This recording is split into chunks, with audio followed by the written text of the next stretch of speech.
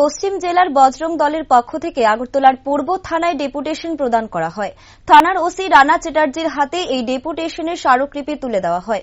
Deputation শেষে সংবাদ মাধ্যমের মুখোমুখি হয়ে পশ্চিম জেলার বজরং দলের সহ সংযোজক সুপ্রতিম সাহা জানান, বিগত কয়েকদিন আগে সাইফুল ইসলাম নামক এক যুবক খোয়াইয়ের পূর্ণিমা বণিককে প্রেমের জালে ফেলে বিয়ে করার পর তাকে হত্যা করা হয়। এই হত্যার পেছনে তার স্বামী সাইফুল জড়িত বলে সংবাদ মাধ্যমকে জানান।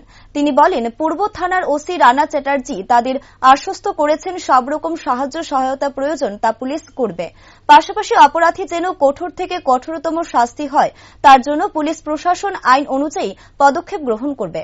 তিনি রাজ্যের মা বোনেদের উদ্দেশ্যে আহ্বান রাখেন, এই সমস্ত জেহাদি লাভ ভালোবাসার বিরুদ্ধে যেন জাগ্রত হয়ে প্রতিরোধ করেন। আগামী দিন নারী সংক্রান্ত যে কোনো অপরাধের বিরুদ্ধে বজরং দল প্রতিবাদে মাঠে থাকবে বলে জানান তিনি।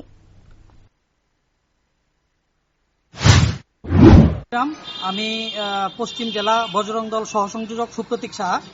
আজকে আমাদের আগরতলা শহরের একটা খুবই দুঃখজনক ঘটনা। সাইফুল ইসলাম নামে এক জেহাদি আমাদের হিন্দু বোন পূর্ণিমা বণিক, যার বাড়ি খোয়াইয়ে, ওনাকে আগরতলাতে নিয়ে আসে এবং তার জেহাদি প্রেম চক্রে ফাঁসিয়ে আজকে ও মেয়েটাকে হত্যা করে। তো সেই ব্যাপারে আমাদের পশ্চিম জেলা বজরং দল এই ব্যাপারে সরব হয়েছে। আমরা আজকে ওসি সাহেবের সাথে দেখা করেছি। ওসি সাহেব আমাদের আশ্বস্ত করেছেন যে প্রশাসনিক যত রকম সাহায্য লাগবে উনি করবেন, আর অপরাধীর যাতে কঠোর থেকে কঠোরতম শাস্তি হয় সে ব্যাপারে তিনি ওনার যথেষ্ট দেবেন।